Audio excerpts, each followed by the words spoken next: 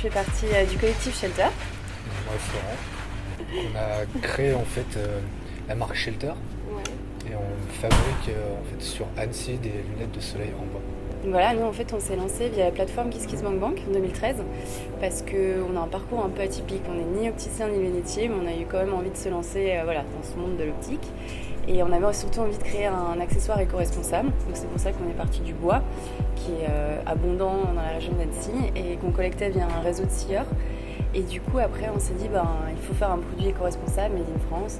Et donc là on a commencé à trouver des artisans lunetiers dans le Jura. Et donc ça fait 3 ans qu'on perdure l'aventure, que les collections évoluent, que le produit s'améliore. Et nous en fait on voulait être hyper transparent sur la fabrication française. C'est pour ça qu'on fait pas mal de vidéos et que notre atelier est grand ouvert en fait à toutes les personnes qui souhaitent venir finalement parce qu'il y a un peu de greenwashing autour des termes durables, économie, développement. On a la chance au sein du collectif d'avoir des compétences assez diverses. Et on a notamment 2 ébénistes qui, du coup, même si on n'était pas lunetiers à la base, qui ont réussi à concevoir et fabriquer la lunette à partir de la connaissance. Donc aujourd'hui, on va dire, on a encore une petite gamme, parce que du coup, les process de fabrication, ça prend du temps. Et on voulait vraiment respecter autant le temps humain que le temps de production. Donc on a des gammes de 10 à 15 pièces. Principalement, c'est du noyer, de l'érable qu'on utilise. Des éditions limitées avec des verres miroirs, un peu fun. Et bientôt, du coup, de l'optique. C'est le gros challenge pour 2016 en fait. On fait notre premier salon de l'optique à Paris en septembre. C'est une belle aventure, on est content. Je m'appelle Siro, je suis le patron de SpeakPlus. SpeakPlus est un site qui permet de faire des progrès à l'oral dans la langue étrangère de son choix. En gros, on arrive sur SpeakPlus, on choisit un coach qui est natif et qualifié, et en fonction de ça, on fait des progrès sur la base de l'objectif qu'on a soi-même défini. Et SpeakPlus est disponible pour des gens de tout niveau, du niveau débutant au confirmé, et tous nos programmes de formation sont conçus en fonction de l'objectif de chacun de nos clients. Ça marche par abonnement où on peut également acheter des packs de 5 séances pour les particuliers, ce qui permet de pouvoir, sans engagement, progresser très rapidement. Aujourd'hui, le site est disponible en espagnol, français et anglais. C'est tout neuf. On a lancé le site en fin d'année dernière et puis la marque SpeakPlus Business a été lancée en janvier 2016. Et ça se passe plutôt bien.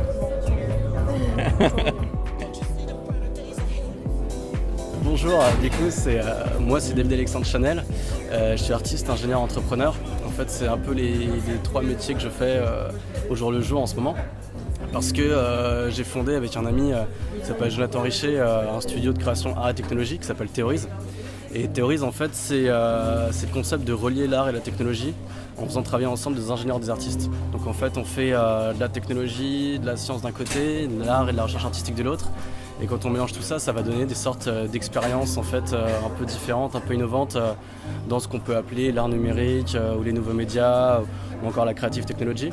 Et du coup ça nous fait travailler avec à la fois le milieu de l'art bien sûr, donc avec des chorégraphes dans le théâtre, avec de la danse, etc. Mais aussi tout ce qui est un peu expérientiel, événementiel, tout ce qui est un peu experience design, dans tout ce qui est par exemple inauguration, événements, soirées. Ça peut être aussi des collabs qu'on fait avec des villes, notamment la Fête des Lumières de Lyon. Ça fait 5 ans qu'on fait des projets, des installations pour la Fête des Lumières de Lyon. Et en fait, il y en a aussi un peu partout dans le monde. Il y en a partout en fait. On est allé en Allemagne, en Lettonie, à Dubaï, enfin un peu partout dans le monde, il y a des festivals de Fête des Lumières. Et puis au milieu de tout ça, on fait aussi nos créations artistiques à nous. Donc on vient exposer dans des festivals, sur des événements, dans des musées, etc. Et puis de l'autre côté, on fait énormément de recherche, en fait, de R&D et des développements de technologie aussi. Puis on va travailler en réalisation technique pour des artistes, pour des musées. On a été 2 à fonder, à l'époque, ça fait maintenant 5 ans. Et on avait une asso au début qu'on a monté à 2, où on faisait quelques projets à Lyon, aux alentours. Puis petit à petit, on nous a appelés à l'international. Puis comme on était encore étudiants, qu'on avait nos premiers jobs, on faisait quelques projets par an. Puis un jour, on a monté Theories en tant que studio professionnel, donc en tant qu'entreprise. Et aujourd'hui, on est 6 en ce moment d'équipe avec des salariés, des stagiaires, tout ça. Et en hybride, quoi. Surtout très orienté ingénieur, mais avec un profil un peu double, qui est un peu notre raison d'existence, c'est d'avoir ce double profil à la fois très pointu en technique et technologiquement, et aussi avec une grande sensibilité artistique et de la création. Ça marche bien, ouais, on s'amuse bien. Alors du coup, nous, on est la société Lady Dinde. On fait de l'image de marque, de la communication transmédia et du contenu divertissant. En fait, on existe depuis 2011. On était à la base un binôme créatif de développeurs informatiques et de directeurs artistiques. Et en fait, on est devenu une société depuis 1 an. Et voilà, et maintenant on s'oriente de plus en plus sur la création de contenus divertissants, des contenus un peu rigolos qui sont de la vidéo, de la photo et qui servent à la fois à la communication mais qui servent aussi dans des projets d'application pour apprendre des choses, voilà en gros. Mais aussi on est porteur de projets, on a 2 projets en développement, une web série et un projet d'application lié plus à l'éducation. Pourquoi Lady Dinde ? Alors, c'était pour mélanger le terme lady et dinde, qui a un côté très qui tombe comme ça. Donc, très inerte. Voilà, et donc le côté un peu... bon, c'est pour redonner de la noblesse à quelque chose d'un peu trivial, tu vois. La société, elle existe depuis 1 an et nous, on exerçait ensemble depuis 2011. Et ça fait plus de 10 ans qu'on est dans le web.